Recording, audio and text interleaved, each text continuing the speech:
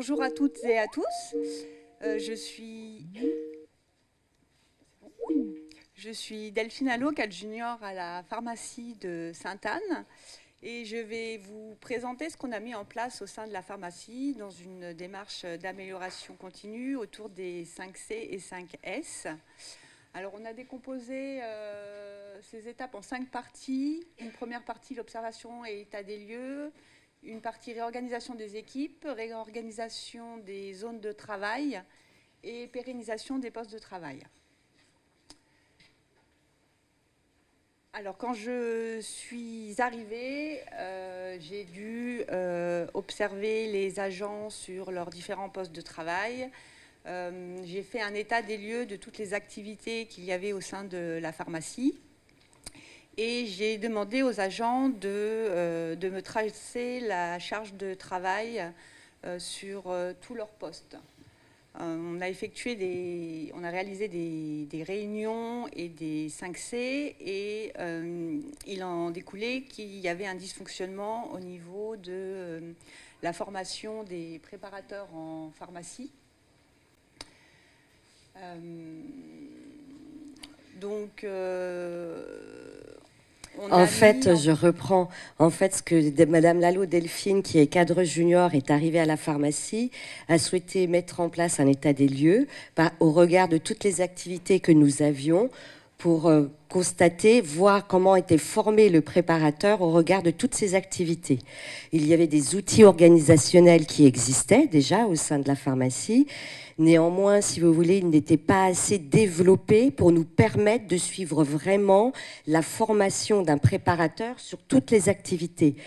Il faut savoir que la pharmacie a diverses activités. Ça peut être du médicament, ça peut être des DM, des DMS, des DMI. Et nous avions besoin de pouvoir suivre cette formation. Parce qu'aussi, il y allait avoir la certification.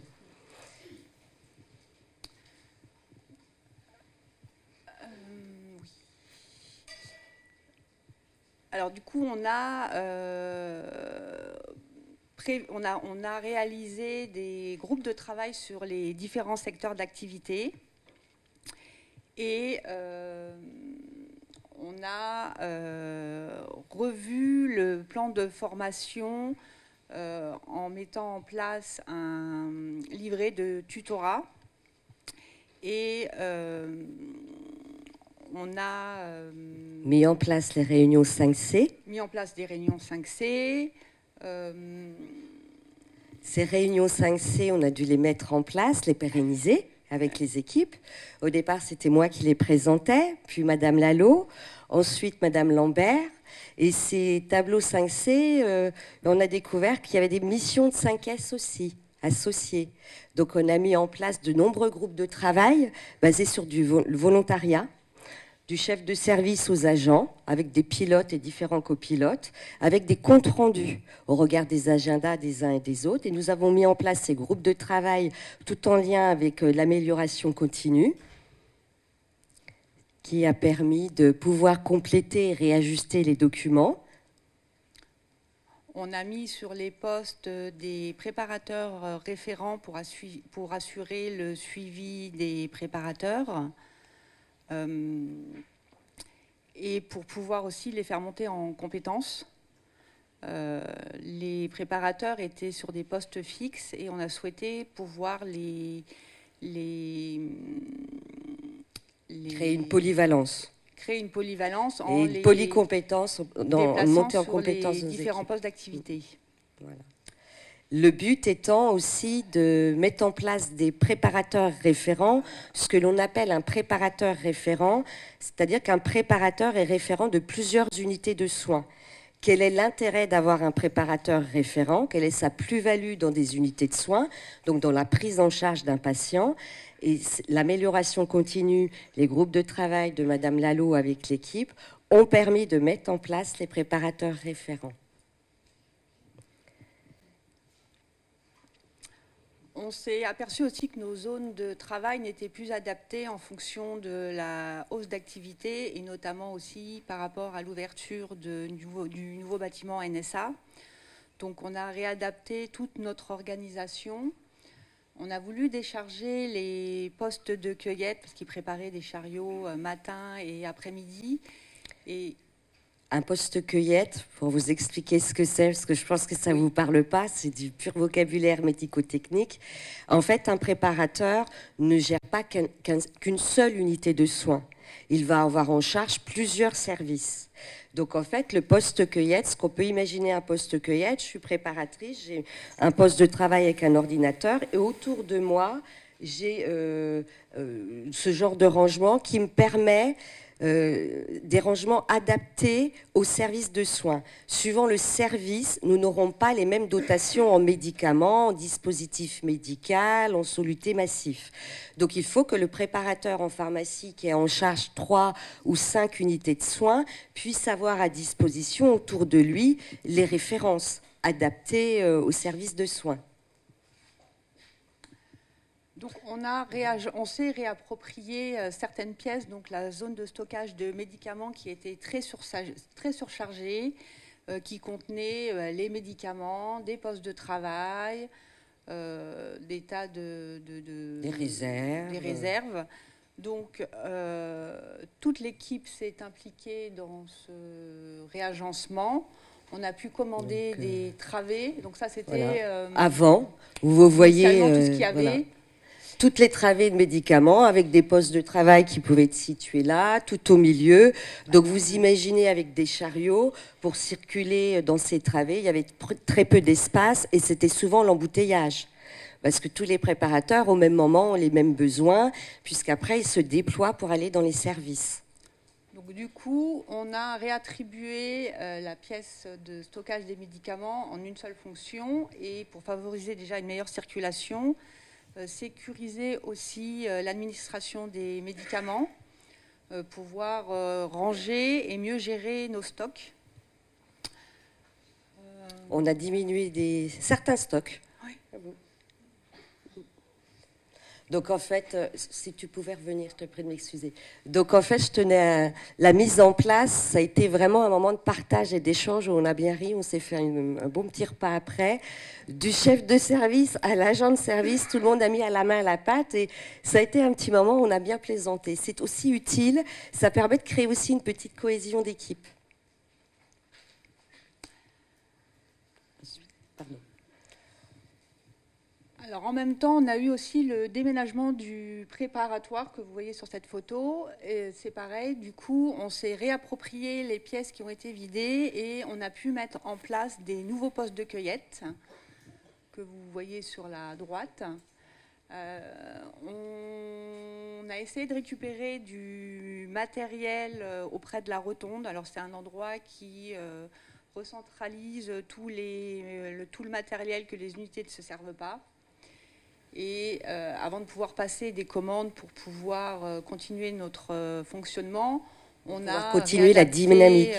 On a réadapté en fait ces deux pièces pour pouvoir créer des nouveaux postes au sein de la pharmacie.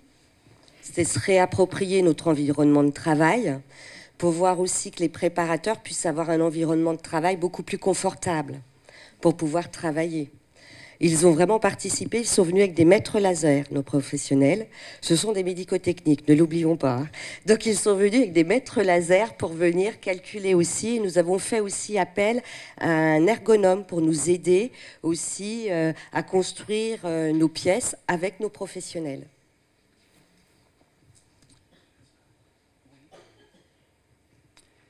Donc la finalité, en fait, c'est de pouvoir désengorger ces fameux postes de cueillette pour pouvoir décloisonner le préparateur de la pharmacie et pouvoir le déployer dans les unités de soins afin d'apporter son expertise sur le circuit du médicament, pouvoir créer un lien avec les équipes de soins.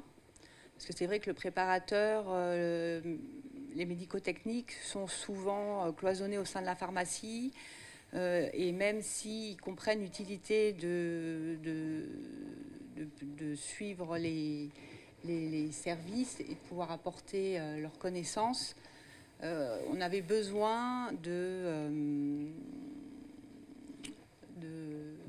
de les déployer déjà en vue de la certification, Oui. du travail que vous avez mis en place avec Madame Lambert-Sandrine, une préparatrice détachée surtout au niveau de la qualité et qui a un très bon relationnel avec les services. Donc on a commencé à déployer nos préparateurs, je veux dire, avec des services avec qui on a une bonne entente, avec qui ça se passe bien quand même. Redonner les missions du préparateur en pharmacie. En fait, même lui, on avait besoin, ce professionnel, ce qu'il doit faire et ce qu'il ne doit pas faire. Parce que quelquefois, le préparateur, quand il arrivait, c'était bah, tiens, tu peux me ranger ma commande, tiens, tu peux me faire ma commande. Mais ce n'est pas la plus-value d'un préparateur. Et aucun préparateur n'aura envie d'aller dans un service pour faire ses commandes ou ranger ses médicaments. Donc c'était aussi retravailler sur les missions avec Madame Lambert et Madame Lalo auprès des cadres des services et que ceux-ci puissent les présenter auprès des équipes. Mettre en fait un référent, un partenariat, un référent entre la pharmacie et un référent dans l'unité de soins. Créer comme ça un lien, ce qui nous a permis de diminuer donc non-conformité. Alors, on s'est servi un peu de la certification pour remettre à jour des documents qui étaient existants dans le suivi des visites de service. Donc, chaque préparateur, tous les jours, se rend dans les unités de soins avec des documents et il s'assure que...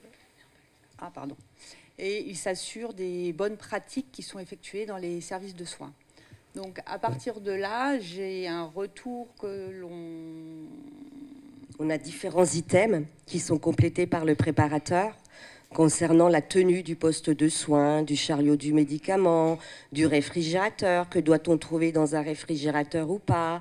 Le chariot est-il scellé ou pas? Les dotations, les affichages...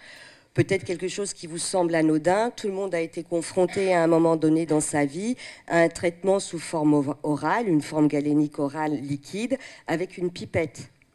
Mais la pipette est vraiment associée au médicament. 20 millilitres d'une pipette ne représente pas 20 millilitres d'une autre pipette. Et le rôle du préparateur est important à ce niveau-là, remettre bien correctement dans les piluliers des patients. Si vous donnez 20 millilitres d'une pipette d'un Primpéran, ce ne sera pas 20 millilitres de pipette de l'opéramide. Donc il a différents items, y compris le coût et le surstockage, ce qui permet aussi de suivre la dotation. Est-elle toujours d'actualité ou pas au regard des pathologies, des nouvelles prescriptions? On s'est rendu compte que dans certaines dotations, on continuait à nous demander 150... mettons 10 boîtes, donc 1500 comprimés de médicaments, mais qu'en fait, ils n'en utilisaient plus que 100. Donc ça permet aussi aux préparateurs de travailler en interne dans l'équipe. Tous ces items-là sont contrôlés par Madame Lalo. Donc après, voilà, on fait une analyse de tous ces critères et on fait un retour au cadre pour apporter des améliorations.